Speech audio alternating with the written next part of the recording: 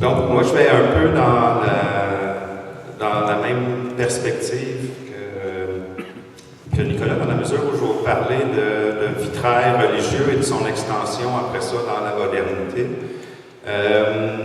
Un des premiers grands vitraillistes du Québec, c'est Guido Lincheri.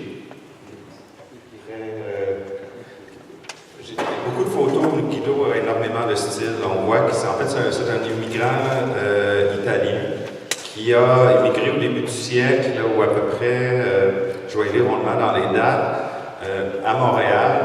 Et en fait, Guido avait surtout une formation comme dans le travail des fresques. Mais il était très bon dans l'autopromotion. Rapidement en arrivant, il disait qu'il était diplômé de l'école des Beaux-Arts de Florence, qu'il était petit, Et on a souvent l'impression, en fait, que Lincheri est arrivé ici en ayant le vitrail dans son bagage de métier, mais en fait, il a appris le vitrail en arrivant à Montréal par un vitrailliste français qui était déjà établi ici depuis quelques années, en fait. L'idée de faire du vitrail et de la fresque, évidemment, c'est que Lincheri arrivait évidemment italien, Florence, etc. Et quand on faisait le décor d'une église globale, il y avait de la sculpture, il y avait des objets, mais il y avait évidemment des fresques et des vitraux. Donc, il est rapidement devenu vitrailliste et reconnu à la fois comme fresquiste et comme vitrailliste. C'était quelqu'un qui avait énormément de talent. Je vais devoir passer rapidement parce que c'est pas tant le sujet d'aujourd'hui, mais disons que c'est en grande partie le début là, du vitrail de très grande qualité au Québec au 20e siècle. On voit ici Guido Lincheri travaillant sur des fresques dans son atelier. Ça, c'est au coin à peu près de Pineuf et Adam dans Hochelaga. C'était en fait, c'est une longue histoire, mais c'était le bureau de travail des frères Dufresne là, qui ont fait construire la maison Dufresne. Guido a fait les fresques et le vitrail dans le manoir Dufresne et comme paiement, les Dufresne lui ont permis d'utiliser l'arrière de cette magnifique maison art déco-là comme atelier et il a travaillé toute sa vie en fait dans l'atelier. On voit ici un Guido un peu plus vieux ici en travaillant. Et pour ceux qui ont eu la chance de visiter, en fait, le Musée des Arts, là je me dis le Musée des Arts décoratifs, c'est pas ça. Château Dufresne maintenant que ça s'appelle. On possède cette maison-là. Il est possible de visiter une fois de temps en temps l'atelier. Et il n'y a rien qui a changé. Les plans de Guido sont encore en place. Les rouleaux, les outils dans les tiroirs. Moi, ça me fait peur, là, parce que je me dis, bon, je ne veux pas inspirer personne. Mais en tout cas, ça serait mieux dans la réserve que là. Là, je passe rapidement de Guido Lincheri, en fait, à Paul-Émile Bordua, des vitraux de Paul-Émile Bordua. Bordua, on a souvent, évidemment, tendance à focusser sur le Bordua de la fin, de la deuxième moitié, du virement anarchiste et tout ça. Mais en fait, il faut comprendre que Bordua, dès son apprentissage chez Ozias Leduc, qui était un peintre symboliste, mais aussi un maître décorateur d'église, Bordua voulait faire et a été formé pour faire de la décoration d'église. C'était son intention, c'était son métier. Il a étudié à l'école des Beaux-Arts de Montréal. Rapidement, il est devenu un étudiant vedette de l'école des Beaux-Arts de Montréal, à tel point qu'il a commencé à avoir un paquet de bourses et tout ça. Et il s'est mis rapidement, par exemple, là, à vouloir faire du vitrail et en faire, en fait.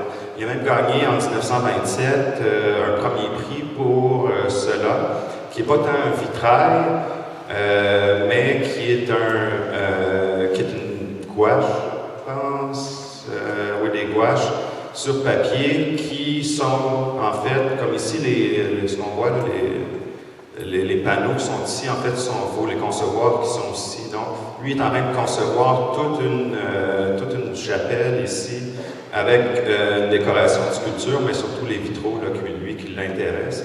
Donc, c'est intéressant de voir Bordua qui a vraiment misé sur la couleur, la lumière, l'aspect vibrant de la lumière, etc. Quand il vient le temps de peindre des vitraux, on a déjà une certaine impression pour lui de la force là, que pouvait avoir la lumière. Mais ça, évidemment, c'est des œuvres de jeunesse. Là. Il est encore étudiant, jeune étudiant à ce moment-là. En 1927, en fait, en 29, Bordua, après avoir gagné des prix, etc., entre autres pour ses propositions en vitrail, était tellement bon étudiant qu'il a réussi à avoir une bourse pour aller étudier à l'École des Arts Sacrés en France sous Maurice Denis et sous un autre artisan, dont je saute le nom, pour, encore là, c'était le retour dont Nicolas parlait tantôt, c'est-à-dire qu'en France, il y avait cette idée de mêler l'art d'avant-garde avec l'art religieux. De faire sortir les statues de Sainte Vierge, les bondieuseries qu'on appelait des églises, et de rentrer l'art moderne. Et l'idée, en fait, avant qu'on tombe dans le radicalisme, dans un peu Vatican II et tout ça, c'était en fait qu'on se rendait compte qu'à cette époque-là, avant, pour décorer une église, comme Guido Nicchiri, il fallait connaître les textes bibliques, parce qu'il fallait connaître la vie de Jésus, il fallait connaître les subtilités pour pouvoir bien représenter, etc. Mais à un moment donné, quand on est tombé dans le figuratif, c'était l'inspiration dont bénéficient les artistes, c'est une inspiration d'origine divine. Donc, on n'a pas besoin de représenter des scènes religieuses, dans le sens que l'inspiration artistique, elle est d'origine divine, ce qui permet à un artiste, même si à la limite il est athée, de pouvoir contribuer à des œuvres religieuses. Donc, ça a été un peu la porte d'entrée simplifiée de l'art religieux et de l'avant-garde moderne. C'est un mouvement qui a été ancré en France et qui a été poussé plus loin par des religieux français, entre autres, qui étaient des quasi-communistes. Là. On parle de gens d'extrême gauche, mais du catholicisme de l'extrême gauche, qui a emmené, entre autres, la théologie de la libération en Amérique du Sud et tout ça. Ces gens-là, dans le contexte de la Deuxième Guerre mondiale, ont été chassés de la France et beaucoup d'entre eux sont venus s'installer au Québec.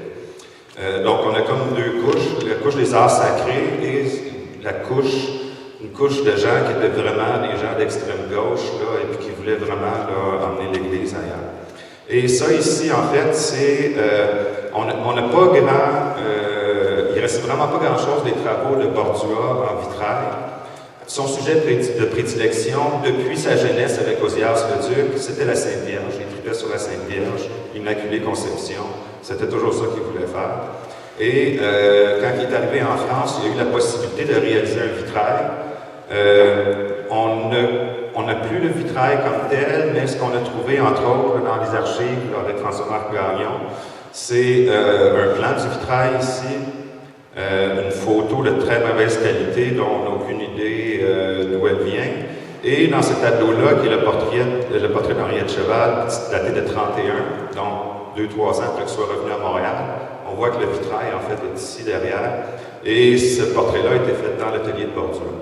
Donc, ça veut dire que même si son petit vitrail qu'il avait ramené de France, en fait, n'était pas très gros et tout ça, il reste que pour lui, il avait une certaine valeur parce qu'il le mettait dans son atelier, en fait, puis il le peint derrière une femme, comme ça, quelques années plus tard. Donc, même si on n'a pas beaucoup d'informations, il n'y a pas beaucoup de vitrail, on se rend compte que déjà, comme je vous dis, là, on est un peu loin du Bordua, là, de l'automatisme et du refus global encore. Le problème avec la carrière de Bordua, c'est que lorsqu'il est revenu de France, entre autres, donc hyper diplômé, hyper qualifié pour devenir maître chantier, il voulait remplacer Ozias le Duc, coordonner les décorations d'église, faire les fresques, faire le vitrail, etc. Il arrive en 1931, c'est la crise économique. La crise économique, évidemment, frappe tout le monde, et entre autres l'Église. Donc, Bordua, pendant les années 30, jusqu'en 1937 ou à peu près, incapable de se trouver du travail, il redevient l'apprenti d'Ozias le Duc. Comble du malheur, il est obligé de prendre un sous-contrat pour Nicchiri à travailler pour faire un vitrail de la Vierge que Nicchiri faisait, mais c'était Bordua qui l'a réalisé, mais avec entre eux. Fait que c'était pas drôle pour Bordua, donc il a fini par se tourner vers l'enseignement, ce qui l'a amené à aller donner des cours du soir et ce qui l'a amené en fait à intégrer l'école du meuble à ce moment-là. Fait intéressant, pendant que j'oublie, tantôt Nicolas parlait du père Marie-Alain Couturier, mais Bordua l'avait rencontré lorsqu'il était en France à son stage à l'École des Arts. Donc, il a rencontré ces radicaux-là de gauche un peu, quand ces gens-là sont venus enseigner à l'École du meuble. Donc, il y a eu comme un Bordua qui est rentré en même temps que Couturier. Donc, il y a eu comme l'avant-garde de rentrer en même temps que c'est l'avant-garde religieuse là, qui rentrait à l'école du meuble d'une certaine façon. Gauvreau, c'est pas nécessairement ça qu'il voulait, là, ceci dit. Il y a comme, ça a été un peu plus loin que ce qu'il pensait, là, de se ramasser avec une gang de radicaux comme ça, à la fois des religieux et des non-religieux. Là, je passe rapidement, évidemment. Ce que ça a donné en bout de ligne, c'est la transition du vitrail dans d'autres matériaux, entre autres les matériaux thermoplastiques dont Nicolas parlait tantôt. Et moi, j'ai trouvé un livre là, qui était vendu au Salon des métiers d'art au début des années 70, et les thermoplastiques étaient considérés comme pratiques en métier d'art. Mais ce qui est intéressant de voir, c'est que ça a été fait en 61 et 62. Mais le premier vitrail de Mousseau date de 60 ou à peu près, et il est fait en verre, et c'était pour, je ne sais pas si vous savez, pour une chapelle, la chapelle à Sainte-Thérèse, moi, que j'ai vu, une chapelle à Sainte-Thérèse, au cégep de Mildreau, où moi je suis allé. Mais j'ai lu ça dans un livre, en tout cas, supposément que son premier vitrail était religieux, dans une chapelle, et après ça, il est transité comme ça, comme Nicolas parlait. Donc, ça ici, si je ne me trompe pas, c'est du verre, c'est vraiment du vitrail à Saint-Maurice-du-Vernet en 63. On voit ici le vitrail est ici, ou ici, ici. Et après ça, donc, même si ces expérimentations étaient en verre, quand il est effectivement arrivé plus dans les vitraux, ça, c'est des panneaux immenses, hein, ils mesurent, là, tu souviens-tu? 75 pieds de long, hein, on avait été justement sur place, je suis d'accord avec toi, là, moi quand j'ai su qu'il était pour démêler ça, là, vous voyez l'église est exceptionnelle, là, je veux dire, c'est une couverture de béton, en tout cas, je ne veux pas m'embarquer dans ça, je vais me fâcher. Mais tout ça pour dire que ceci dit hyper mal construite, mais une œuvre d'art. Ça, c'est au niveau de l'ingénierie, c'est une catastrophe totale au niveau de la construction. Il y a des jours entre les panneaux de plastique et c'en est ridicule tellement. Mais on se rend compte que c'était beaucoup plus comme une sculpture, l'église, qu'un truc fonctionnel. Encore là, donc, il y a eu cette transition-là, Vatican II, l'Église et tout ça, et puis là, on arrive vers les années 60, et dans la tête de beaucoup de Québécois, en tout cas, l'Église est remplacée par l'État, et ce qui appartenait beaucoup à l'Église, que ce soit au niveau de la santé, de l'éducation, etc., c'est venu faire partie plus de la religion de l'État, la laïcité, etc. L'Église a été remplacée ici par l'État-providence à l'époque. Donc ça, c'est à l'époque tellement hyper technologique, là, les photos. En ce qui concerne le métro, je vais aller rapidement aussi, parce que Suzanne Surette va en parler tantôt par rapport à Vermette. Mais des gens comme Maurice Savoie, par exemple, ça c'est la première intégration dans le métro de Montréal en 1966. C'est maintenant les ailes de la mode, là, le Eaton, qui est là. Ça, je pense que Louise va en parler tantôt aussi. Je saute par-dessus, là, parce que je peux me fâcher aussi là-dessus. Claude Vermette, dont aussi Nicolas a parlé tantôt. Vermette était très, très près du groupe des automatistes. Le problème, c'est qu'il était mineur à l'époque. Et puis Bordua l'a un peu poussé, mais il se tenait vraiment avec les automatistes. C'était quelqu'un qui était très proche. Et il était évidemment très, très proche de Mousseau. Au point où moi, j'ai été dans l'atelier de Vermette. J'ai que Suzanne Surette aussi a visité l'atelier de Vermette dans les Laurentides. Et on voit carrément des documents où s'écrit Vermette Rousseau, décorateur d'intérieur, des trucs comme ça, là, avec des échantillons de plaques et tout ça pour dire que... Donc, Vermette, c'était quelqu'un aussi, on voit dans les coups de pinceau, là, évidemment, une très belle maîtrise là, du pinceau et tout ça, donc c'est un artiste vraiment accompli. Il est tombé comme dans d'autres personnes à cette époque-là, dans l'architectural, comme Maurice Savoie, comme Jacques Garnier, qui faisait des briques. Des briques, c'est un produit métier d'art. Des tuiles à l'époque, ce qui l'a amené à collaborer beaucoup avec Jean-Paul Mousseau. Malheureusement, on a souvent considéré que Vermette était le technicien et Mousseau l'artiste, plus ou moins vrai, mais c'est vrai que les compositions étaient faites à partir d'expérimentations en peinture de Mousseau, mais comme si vous voyez ici, 10 ans avant, Vermette travaillait déjà avec les tuiles de le même format, etc. Donc on se rend compte que la parenté, Jean-Paul Rousseau dans le métro. J'arrive à Marcel Ferron, je vais terminer là-dessus. Marcel Ferron faisait aussi partie du même package. Pour faire une histoire simple, j'ai pas beaucoup d'images des premiers vitraux de Maurice de Marcel Ferron, mais lorsque Mousseau a commencé à travailler beaucoup plus dans le domaine public, dans les métros, etc., il a un peu mis les églises de côté et il s'intéressait de moins en moins au vitrail vitre et de plus en plus au fiberglass, thermoplastique. Et dans le fond, quand ces contrats de vitraux, il s'est mis à les donner à Marcel Ferron en disant Marcel, prends-les, toi, il y a tel contrat pour la prison de Saint-Hyacinthe, fais-les, toi, etc. Donc, Marcel Ferron a commencé à faire du vitrail un peu comme ça.